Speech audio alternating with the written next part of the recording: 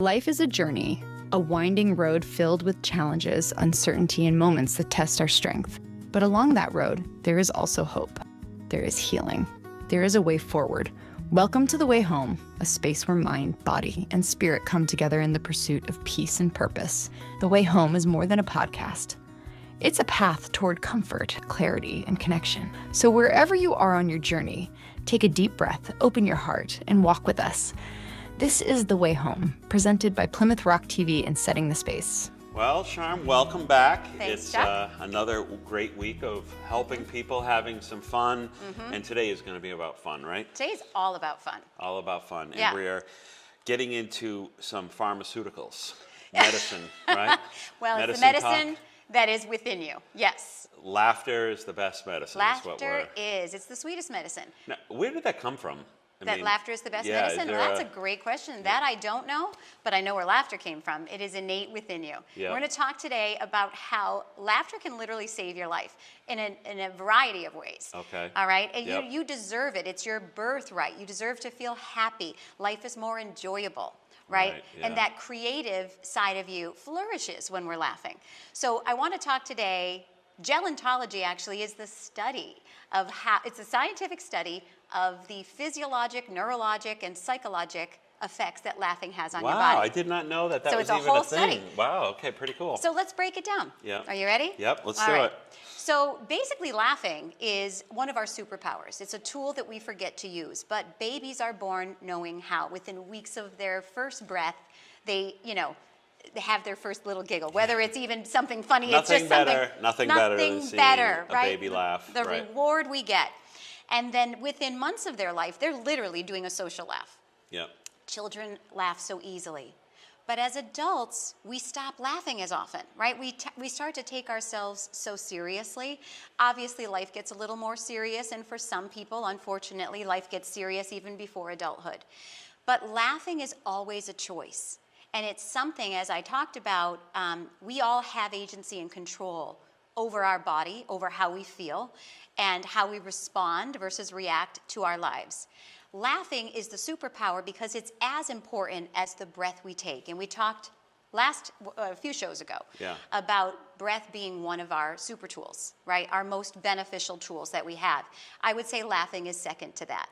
Well, you know, ironically, last week I almost killed you with laughing because you were under the weather and you were pneumonia. I really? had pneumonia. And, you know, breathing and my unrelenting jokes yes. you know, almost put you over the top. Yeah, with, it was the best. You handled it, though, with great dignity and control. Oh, it was, So. it took a lot of effort to not laugh as hard as I wanted to.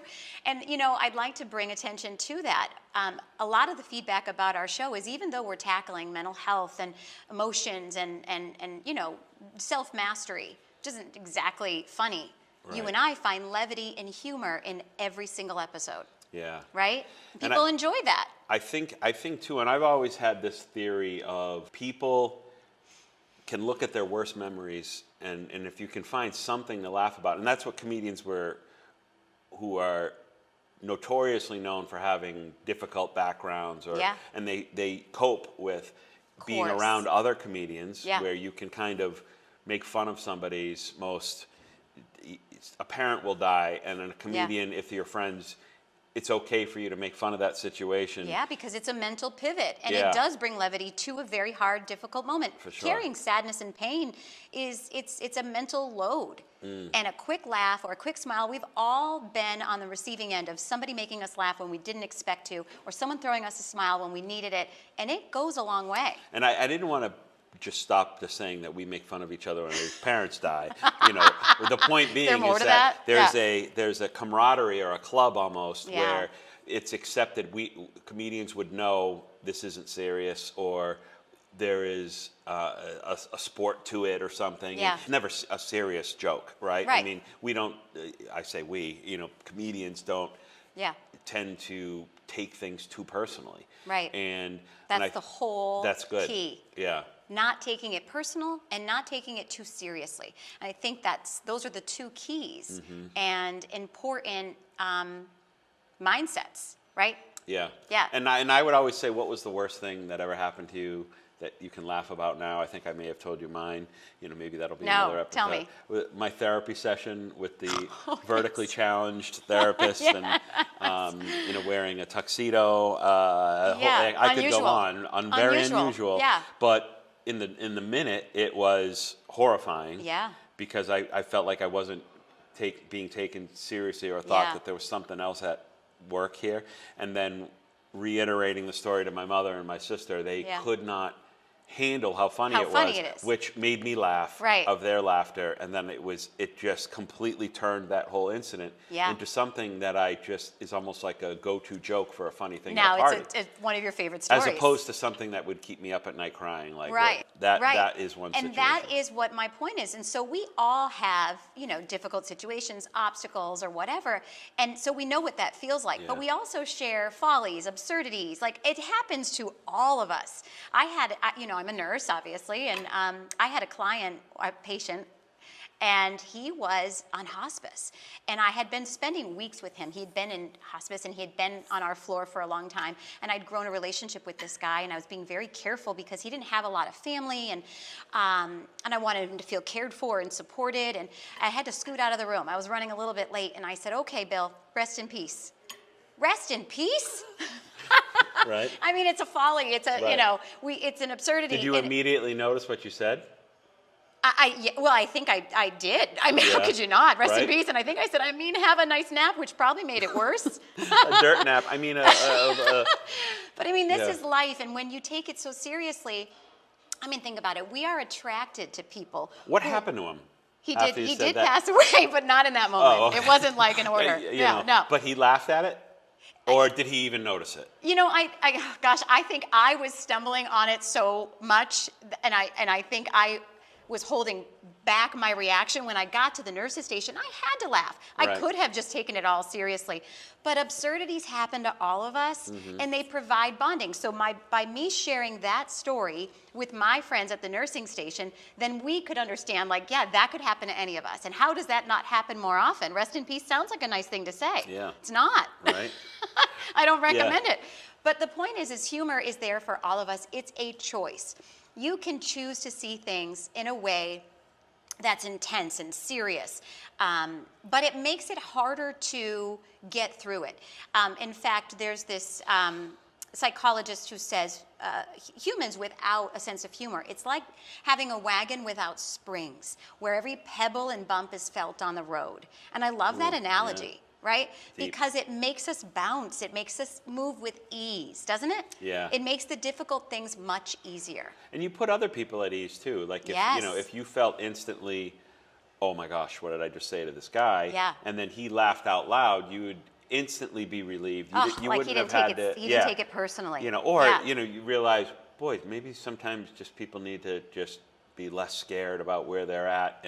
And when other people aren't relaxed around you, you notice that tension more. You do. And I was just about to say earlier, people are attracted to others with a sense of humor. People who are lighthearted or positive, and we like that. We seek that. When we are around somebody who's intense and very serious, I mean, how do you feel? Right. You feel a little awkward, you feel a little nervous, you're on edge, right? But if someone makes that first joke, then and that's the other thing. So laughing is great to do alone. I mean, you can do it alone, and the physiological effects, which we'll get to. We'll talk about all the miracles that it does to your body and your mind. But when you're laughing alone, that's great. And physically and emotionally, you feel better. But laughing is contagious, right? That's why they do laugh tracks in a show. It's contagious. Right. And when you laugh with somebody, it creates connection. And the human experience is void without that. And so you've got this moment, and you're bonding, and you're sharing. And also, as we talked about in other shows, so often we live our life future tripping, worrying about the next event, not the one that we're in, and not fully experiencing the one we're in, but worrying about what's to come and how will I handle that, or, ruminating over what has already happened. Right. A laugh in the moment is clearly happening right now. So it's proof you're in the moment, sharing with somebody else, ideally, bonding. So it creates connection and again, promoting mental health, mental wellness. There's a perfect example of this, and at least in my own self-care. I would watch a video and I've watched it a million times, and you know Ricky Gervais, Yes. the comedian? Yes, he's so funny. The Yeah. actor from The Office, and Yeah. he is famous for what they call in England for bloopers, corpsing. It's called corpsing. And so there's a video on YouTube about Ricky Gervais corpsing, and it's for a half hour is the name of the video. Yeah. And his laugh, number one, is so loud and boisterous. Yeah. But in a set, and we've had these situations where Yeah. we just look at each other and we start to laugh. Right. Where we can't even start the show. And Yeah. the elevated pressure of being on a studio set with 15 people where it's literally $10,000 an hour and they're laughing Yeah. and they can't get through it. Yeah. And the pressure of that makes them even more sensitive to just noticing the seriousness of the situation. Right. Don't laugh makes and you it want to becomes laugh. It's like contagious. don't laugh in church. Right. And those are the best laughs. Yeah. So he gets more and more into the laughing and the joking and stuff. And Stephen Merchant, his producer partner of the show at the time, would say offset he would get frustrated because he doesn't understand the look of laughter looks like you don't care or you're being silly or childish or immature. He's like, but until you're in that moment and you know it's not something you can even control Right. in a uncontrolled laugh situation, which again you kind of feel like almost the same if you really cry.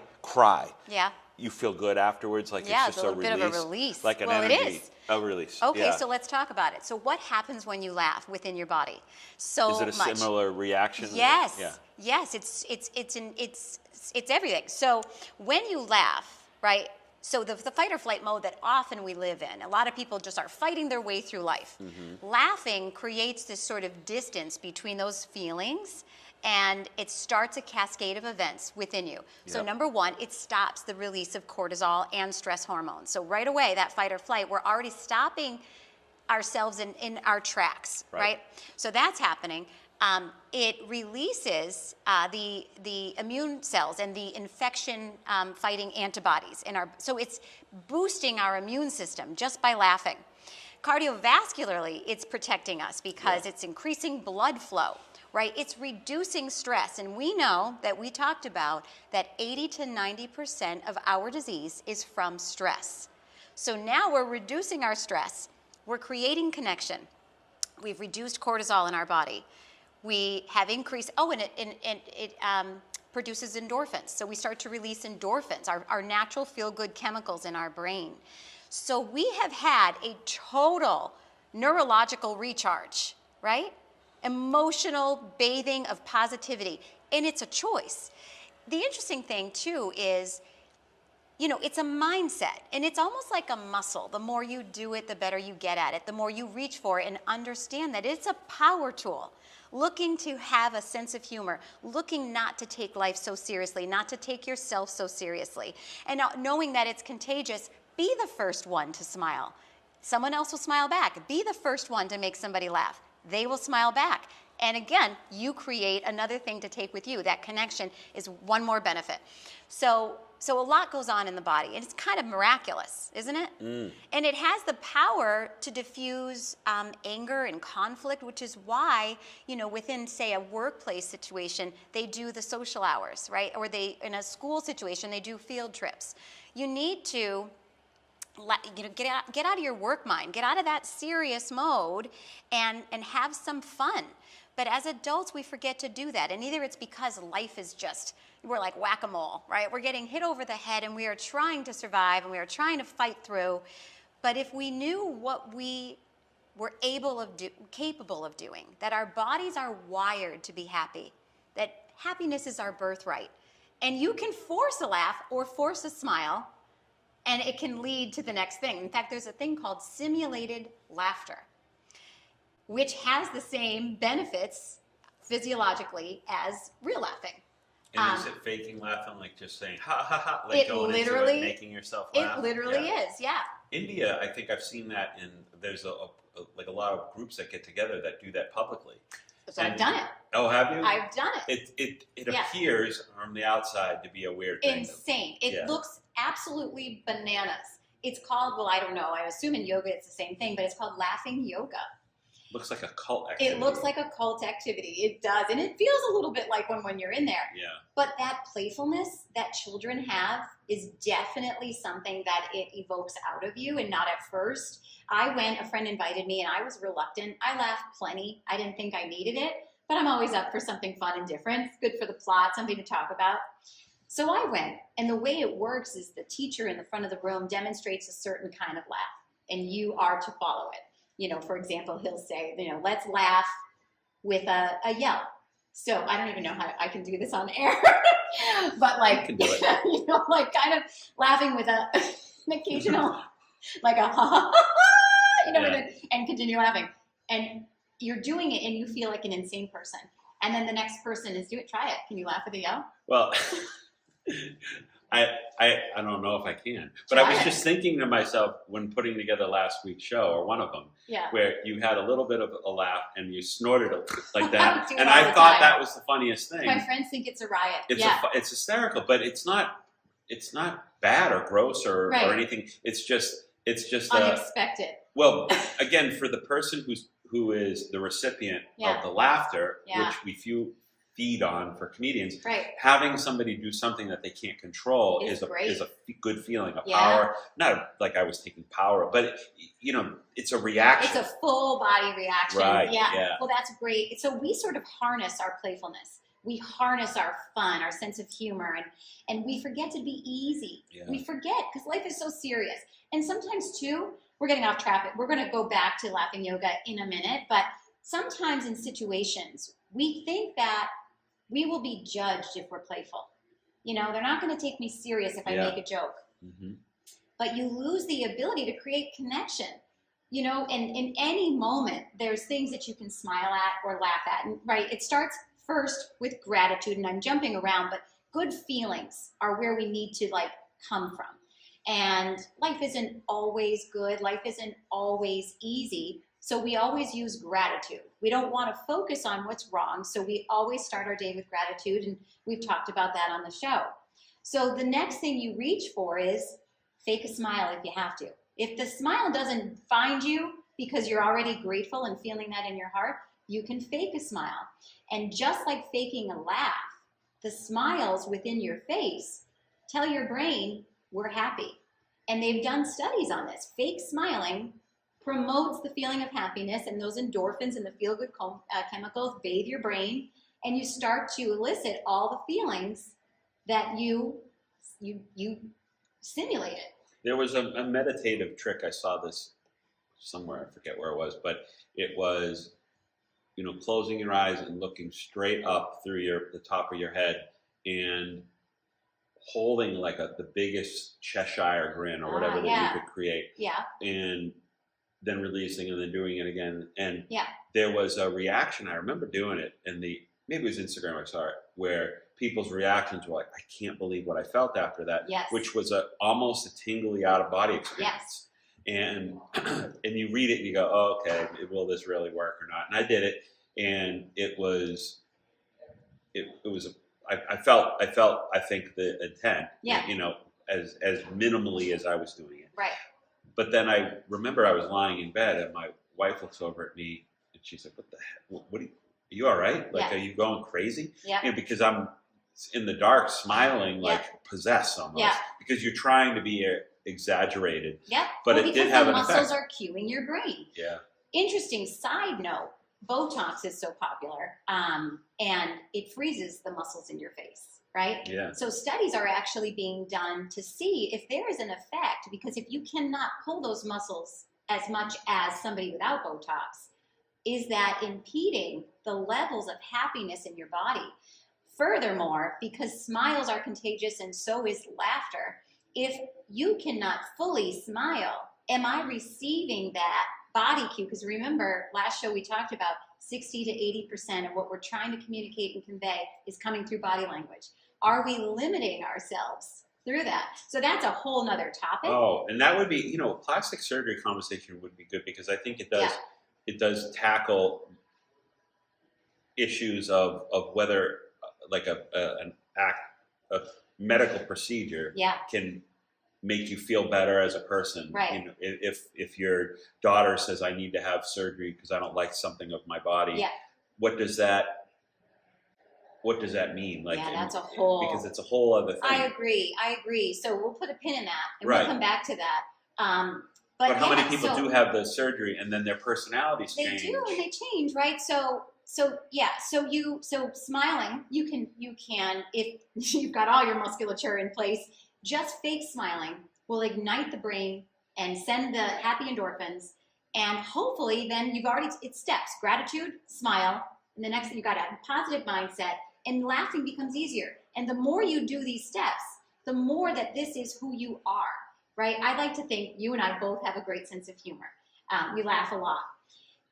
But even though we are wired, well, we're all wired for this, but even though you and I have that muscle, I think, fully developed, it is a choice. And sometimes we let life win. We let the burdens come us, and we get a little overwhelmed. But it's always there, just like a breath. You don't have to take a course. You don't have to be an expert. You're born knowing how to smile.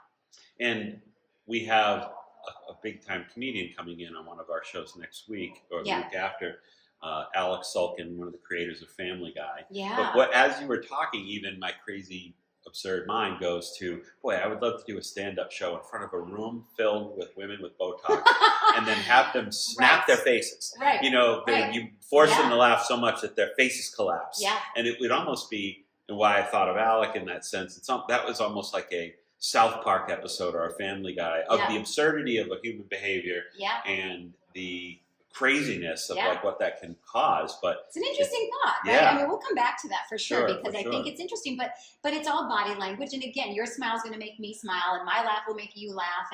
And so we are seeking connection. I mean, that's what this human experience is really about. That is why the COVID lockdown was so hard, because we're masked, so we weren't seeing smiles. And and when that nonverbal of being at the grocery store and just smiling at somebody is a big deal. It's a big deal. Puts people at ease. Like, I'm sorry, excuse me, go ahead. Yes. As opposed to, and it's a very different message. And we know now, I mean, I think we all knew going into that this wasn't going to be great, but the collateral damage from that is now very evident. And but it definitely validates the studies that have always existed, that fake smiling helps the brain and body language and the effect that we have on one another. And it is, like I said, even if we have a fully developed muscle and we like to laugh often, it's a choice. And sometimes even we forget. And so this show is about, like, you should not go a day without laughing. It should be something that you do that is so important, like eating your meals and drinking your water, and laughing is that critical to your life. You should live to laugh and laugh to live. So it is that important. Very, very good point. And my brain goes a mile a minute, and I'm thinking, as we're talking, focusing on the importance of having the humor in the sense that your brain is creating funny scenarios. Yeah. But then we're actually talking about the physical activity of laughing as but somebody who can guffaw and laugh, and they're moving muscles that they didn't.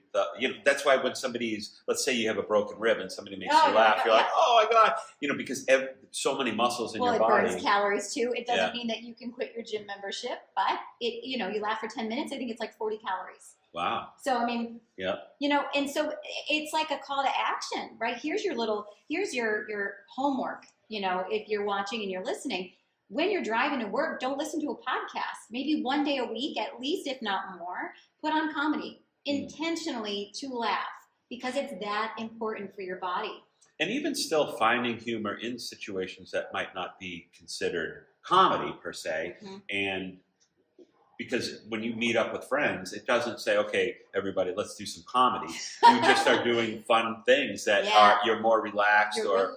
And you're a comedy technique, right, is to say something, the last thing in the world that you expected to hear, right? So a punchline of a joke is, if you see it coming, it's not going to be funny. It's like, whoa, that's funny, and that got me, took me by surprise, and that's a different element there, because you can look for and find funny things in situations that wouldn't necessarily be framed as funny. The laughing in church or a funeral or in a hospital when you say, Bill, hey, rest in peace. Yes. That The is absurdities hysterical. and the ironies are all around us. Right. And having a sense of humor is a muscle. It is looking for that. It's looking for a shared experience. And if you can't find the joke, find the smile. Yeah. Because it's a start of that positive mindset, which bathes your brain and all the positive endorphins, and your body is going to stop releasing cortisol. The other thing about cortisol is when we have a high stress level in our body, a lot of women worry about the midsection because that's where we hold cortisol. And they say, like, oh, I work out and I still have the fat around my tummy that I can't lose. Cortisol. We have to reduce our cortisol. Laughing is so important. So let's look at, are you always listening? I mean, do you like crime documentaries? There's nothing wrong with them if you like them. But alternate with a funny movie or a comedy show and taking time to laugh with the people that you love. Like, you know what we used to do? We used to tell jokes, remember? And I think they're at least in my family, they're sort of coming back. Dad jokes. I know you say you don't call them dad jokes. And right? I have a book over here of dad jokes somewhere, but nevertheless, I wouldn't open it. People are starting to tell jokes again, and I think just recently. But for the longest time, what happened is it used to be, let's meet at the water cooler and share a joke. Yeah. But then everything went online.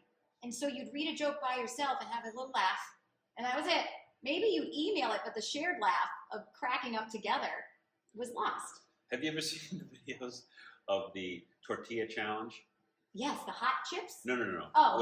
Where you put water in your mouth, you have water, I have water, and you have those big tortillas. Okay. You know those, you wrap a burrito. Oh, yes, yeah. And then you slap the person across the No, I face. have seen this. And then it goes back and forth. Yeah. But the videos are so funny, and you can't spit your water out. You can't spit your water out, which is just trying to hold your laughter back is almost funnier than when you actually do it. But I get such a kick out of those things, and it's so dumb. It's so dumb, but you're so laughing. Dumb, but I'm laughing. And you don't even realize, like, do you ever see well, you know how I text. Everything I text by voice to text. And so it's always wrong. Anyone who's in my life is laughing right now because my texts are comedy. And it's kind of like, do you speak Sharmin? Because like you get it and you kind of have to find the message in there. It's like an adventure. But so there's a whole thing online that they're the texts that people send by accident, and which I need to send mine in and submit mine, but I laugh so hard. So whatever your thing is, and it could be animals, it could be whatever, it could just be anything fun, but you forget how important it is to be playful. Again, that's why children laugh so easily. We start to take life seriously, and we anesthetize our ability to feel good. Everything is just less fun, but it's a choice. Yeah, absolutely. And it is amazing. We referencing back the babies, right? Seeing a baby laugh, and then you go, is that just a muscle reaction? Are they actually happy? Right. They find something actually funny? Right. Or I always think to myself, are my dogs, do they find anything funny? Like, do they have, are they sad or happy or like, you know when they're happy, when their tails wag or whatever. But do they ever just laugh at something? If they laugh at us. If they can, they're laughing at us all the time. Well, I have some pictures of like my dog with a big grin on. And I go, is it just random that I have that, or did they find something? And that to me is so fascinating because we're wired for laughing, we're wired for smiling, and I would think that they are too. Yeah, you know, absolutely. So for me as a child, I know I found humor as it was like so it goes back to the story, and people who know me from my childhood. When I was in 6th grade, I did the commercial, which is like, I don't talk about it now as an adult, I don't care, but there was a period of my life where I didn't want anyone to know I did it. But the reason why is I sort of had like such fear around being different or having people think I thought I was better. Yeah. It didn't occur to me when I did it. It was just a lot of fun. But once it came out in the world, I immediately thought, wait, this is different. People might think that I think I'm better. And I remember literally and like in a moment having the clarity of saying, well, I got to be funny. Because if I'm funny, if you can't be boastful when you're, self-deprecating, like you can't. So I really just developed my sense of humor. I found humor in everything. I was, again, class clown. Like it eventually led to that. Mm-hmm. And I was seeking making people laugh all the time because there's no way they could perceive me in a different light if I was lighthearted and, laughing. So it became my superpower and my favorite tool my whole life. Well, we're going to take a break Yeah. right now, and we're going to go to a commercial. Yeah. Do I have permission to go to a commercial? No. Why not? You just did it. Why not, Sharmin? No. Please tell me why. No. Please. Nobody needs to see our that. Our audience wants to. No. They want. Oh, the ghost from the past. I'm just saying. Yeah, I don't think we need that. Okay. Well, maybe the laugh. I mean, maybe for the laugh. But yeah. We'll see. We'll see. We'll be right back. We'll be right back.